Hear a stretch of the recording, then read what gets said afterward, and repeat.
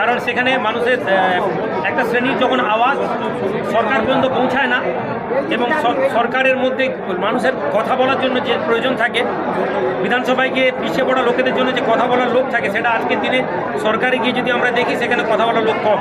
ফলে বাধ্য হয়ে আমাদেরকে ওই পিছিয়ে পড়া সমাজের জন্য আওয়াজ তোলার জন্যই পার্টি লঞ্চ করা।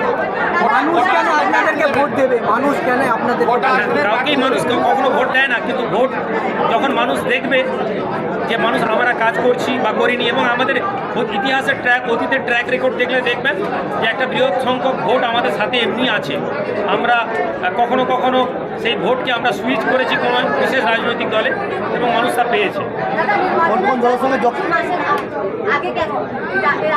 এটা একটা ভালো সময়, যে কারণে আমরা আমাদের দেখেছি যে 2024 আমরা রেজিস্টার করেছিলাম, বাট পারফেক্ট সময় বলে একটা থাকে।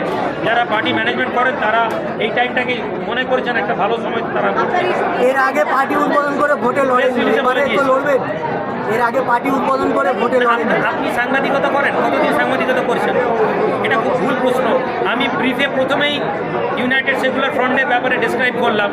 আপনারা যদি মনে করেন আলাদা করে ইন্টারভিউ নিয়ে আবার একই প্রশ্ন করবেন তাহলে সময়। ওটা ফ্রন্ট ছিল, পার্টি ছিল না। পার্টি আমরা এখন লঞ্চ করলাম।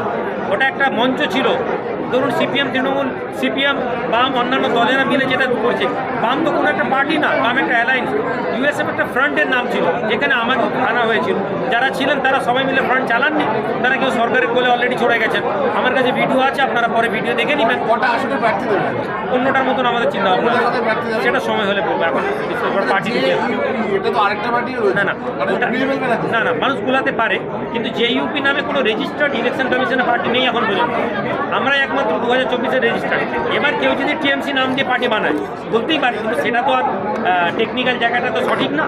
আমরা জেইউপি রেজিস্টার্ড ইলেকশন কমিশনে, এবং আমরা ইলেকশন কমিশনে অলরেডি সেটা ইনফর্ম করেছি যে কোথাও একটা মিসআন্ডারস্ট্যান্ডিং হচ্ছে, জেইউপি নামে একই শর্ট ফর্মে দুটো দল হবে কিনা। এবার ইলেকশন কমিশন এটার উপর কী সিদ্ধান্ত দেখা যায়। পার্টির করেছিলাম, আপনারা মনে আছে আপনাদের 2021-এও আমরা বলেছিলাম যে আমাদের লড়তে হবে 21 থেকে 25 বছর মাইনরিটিস, পিছিয়ে পড়া সমাজের যে ছোটো ছোটো ডিমান্ডগুলো, কোথাও না কোথাও সরকার সেগুলোকে নজরআন্দাজ করেছে। সরকার এটাকে অ্যাভয়েড করেছে। তারা মনে করেছে যে এরকম বললে মনে হয় এরা আচ্ছা দেখছি করবো, ফলে 25-এ বাধ্য হয়ে আমাদেরকে আসা। কতজনকে প্রার্থী করছে? আমাদের স্পোক্সপারসন বললেন তো 15 জনের মতন। বাড়তেও পারে, কমতেও পারে, এটা সময় হলে বোঝা যাবে।